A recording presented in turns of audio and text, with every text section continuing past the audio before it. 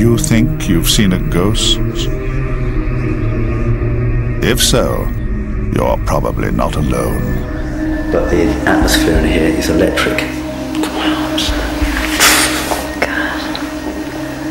God. But would you ever imagine that even the latest technology could prove ghosts exist? You feel the coldness coming out?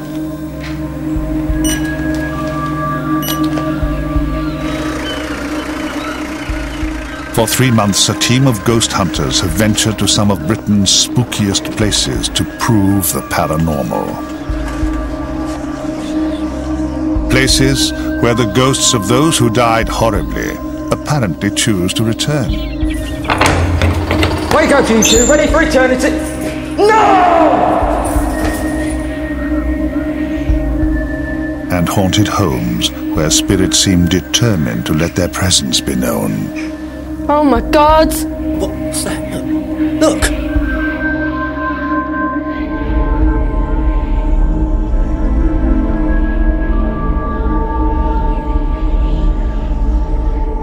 But one thing's certain, chasing ghosts can be an interesting business. Marion, will you leave, please? Now! Leave her now! Especially when seances get out of control. Get down.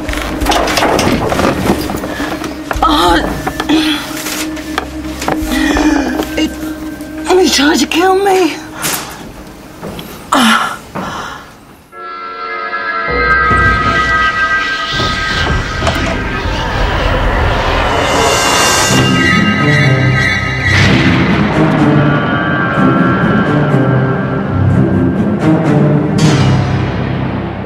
Margate, a bustling seaside town on the Kent coast and home to one of Britain's oldest stages, the Theatre Royal.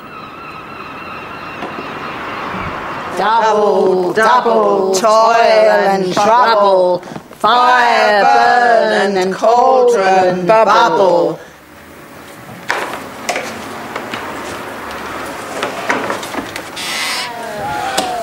Oh, yes. Oh, yes.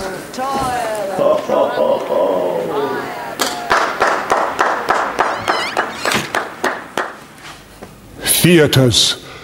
Fascinating places, hotbeds of passion and emotion, where dreams are fulfilled or hopes cruelly dashed amid the maelstrom of tragedy, romance and suspense played out on this stage.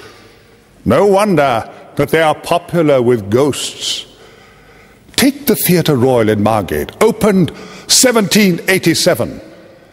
Imagine the fiery characters that have passed through those doors and trodden these boards during the last 2.5 centuries. No wonder some of the spirits and souls of those who have either appeared on this stage or worked behind the scenes or sat in the audience may have decided to stay. Margate's Theatre Royal is full of ghosts.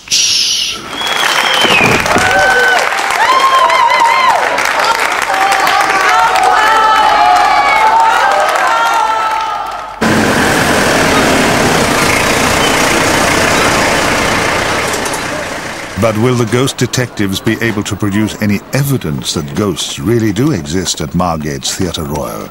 Or will they discover it's all just an illusion? Armed with an array of high-tech equipment, they've got just 3 days to conduct their investigation. Yeah. With how many adapters? 2 or 4? He didn't say. Taking that. Just that one, all right. Okay. That should suffice. Okay.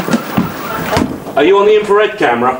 Yeah, I've got it now. Okay, I'm going to put that through the main dash this time rather than to a VHS. Obviously, as you can see, the beams are blocking most of the view, but from the angle I've got the camera in this corner, we should be able to get the majority of this room illuminated night and day.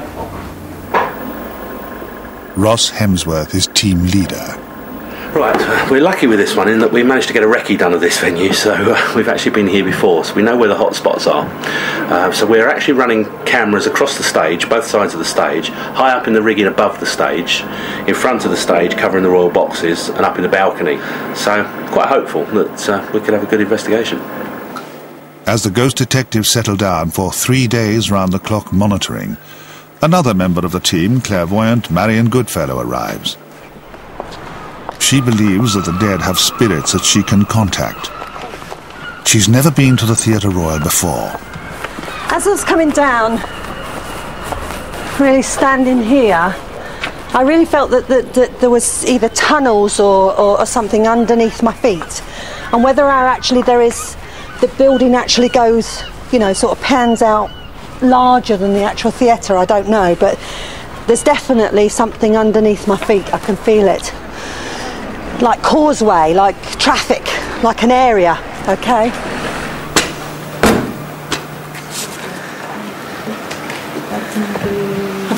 I've got a doorkeeper here, I've got a gentleman, an oldish gentleman. He's very, very friendly, very, very friendly. Quite stocky, but very, very quick on his feet, very nimble, knew everything, knew everyone. People would call him by his first name, and I'm trying desperately to get that first name. I think they call him Charlie, but I don't think that's his name. Gives you a feeling of it's an extremely happy place. There's been a lot of laughter here. And some terrible tragedies. Oh yeah. The closer I get to the stage, the more tragedy I feel. And I don't think that's a... So the mediums don't always agree. Why am I being driven up here?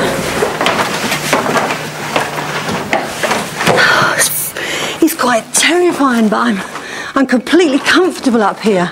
I feel like I can fly. I've got somebody here that would run across there, no trouble at all. I can feel him as if he's standing in my body. Can we get in that room? Or is it dangerous? No, it's full of rubbish. Marion's instincts about the underground tunnels prove correct. It's just amazing. Gosh, I wish I was fit. I'd be in these caverns and places just ferreting around. Oh, look at it, Janice. It's amazing. It's like a whole little street down here. I've got drunks. I've got I'm just swaying backwards and forwards. I've got drunks here. Perhaps there was a bar down here, an old pub or something, you know, but I've got sort of drunken marauders, if you like. Tomorrow was made for some. Tomorrow may never come, for all we know. Auntie Pat, actress, writer, 1920 to 1994. She died aged 74. And in accordance with her last wish, found her final resting place cemented here in the theatre's hallowed walls. She's not a troublesome ghost. They all think of her as Auntie Pat, their guardian, and everyone describes her corner of the theatre as warm, comfortable even. But woe betide anyone who blocks Auntie Pat's view. Theatre staff know that when she can't see the stage, the temperature of this area drops radically. Fact or fiction? Does Auntie Pat really haunt the theatre, making her presence known to those who inadvertently block her sightlines? Or is Betty's ghost just another theatrical invention?